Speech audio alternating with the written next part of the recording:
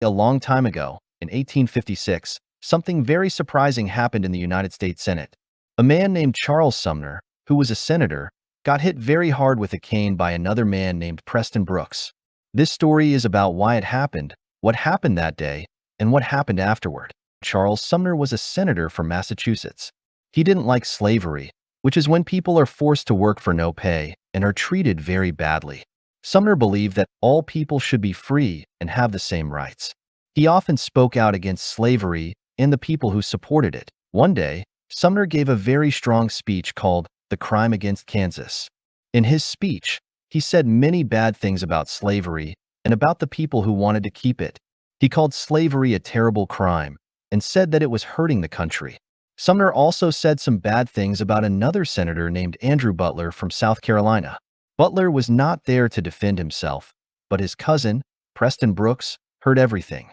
Brooks was very angry about what Sumner said because he liked Butler and supported slavery. Preston Brooks was a representative from South Carolina. He believed that Sumner had insulted his family and his state. Back then, people took insults very seriously. If someone said something bad about you or your family, it was a matter of honor. Brooks felt he had to defend his family's honor. 2 days after Sumner's speech, on May 22, 1856, Brooks went to the Senate. He brought a cane with him. A cane is like a long stick people use to help them walk. It can also be used as a weapon. Brooks found Sumner sitting at his desk, writing. The Senate chamber was a busy place with many people talking and working. Brooks walked up to Sumner and said that his speech was a big lie about South Carolina and about Butler. Sumner was surprised and didn't have time to stand up or defend himself. Before Sumner could react, Brooks started hitting him very hard on the head with the cane. Sumner tried to get away, but his desk was bolted to the floor. He was stuck.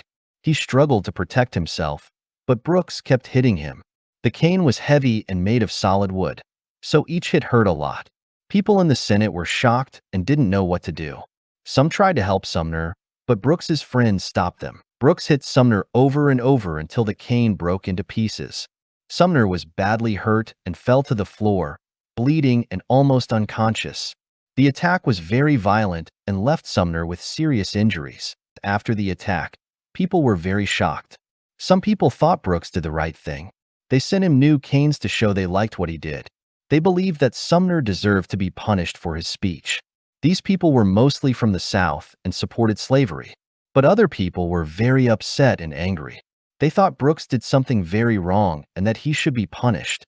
They believed that violence was not the answer and that people should be able to speak their minds without fear of being attacked. These people were mostly from the North and wanted to end slavery. Sumner was hurt so badly that he couldn't go back to work for 3 years. He had to stay home to get better. Even though he was hurt, Sumner kept fighting against slavery. He wrote letters and gave speeches to let people know that slavery was wrong and should be stopped. Sumner became a symbol of the fight against slavery. His empty desk in the Senate was a reminder of the attack and what he stood for. Brooks became a hero to people who liked slavery. They thought he was brave for defending his family's honor. Brooks was fined $300 for the attack, which was a lot of money back then. But he didn't go to jail. Instead, he was re-elected to his position because many people in the South supported what he did. The attack made people even more divided about slavery.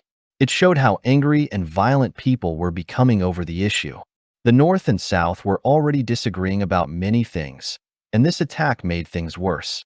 It showed that people were willing to hurt each other over their beliefs. The caning of Charles Sumner was a very important event in American history. It showed how divided the country was about slavery. Some people thought it was okay to hurt others if they didn't agree with them. But many people realized that hurting others was not the way to solve problems. This event helped push the country closer